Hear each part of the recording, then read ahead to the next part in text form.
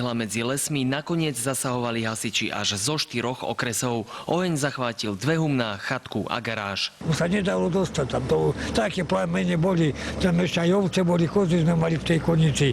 Chceli sme aj vypustiť, už sa nedalo dostať. Začínali sa chytiť okolo budovy, ako aj rodinný dom tu na kanáľovej strane, ktorý vidíme. Vedľa garáž, kde sme nasadili hneď vysokotlaké prúdy, aby sa zabránilo k ďalšiemu požiaru. Kým jedna drevená stodola celá obhorela a budujú musieť zrútiť, z druhej zostali iba trámy. A práve humno, ktoré začalo horieť ako prvé, patrilo známej rodine Bučkovcov. On nás dá na súd, že to...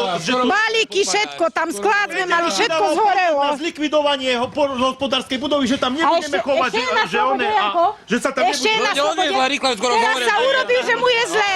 Nahnevaní členovia rodiny zhodne ukazujú na suseda, pre humno mali dlhodobé spory. Už podal podnet na súd na zváľanie hospodárskej budovy, lebo že mu to smrdí, tomu zamietli a znova.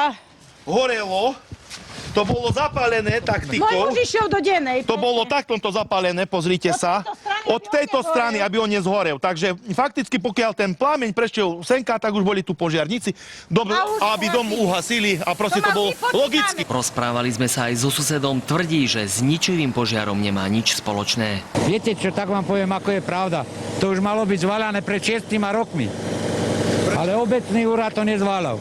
A oni vravia, že v tom máte prsty nejaký spôsob. Nie, to nie je pravda. Čo na táre, očo? Škody počítajú v desiatkách tisícok eur, okrem majetku zhoreli aj zvieratá. Ovce, kozy, kotne, všetko, čo bolo na kotenie. Okolo 90 000 eur, tam mal nový šporák na ústredné kulenie. Ja ani neviem, vercaj, všetko, no všetko zhorelo. A nemalo sa o čoho chytiť, bo tam není elektrika. V súvislosti okolo požiaru vyšetrujú vzťahy známej rodiny so susedom, sú však po dnešnej noci na bode mrazu. Zosihli Ľubofro.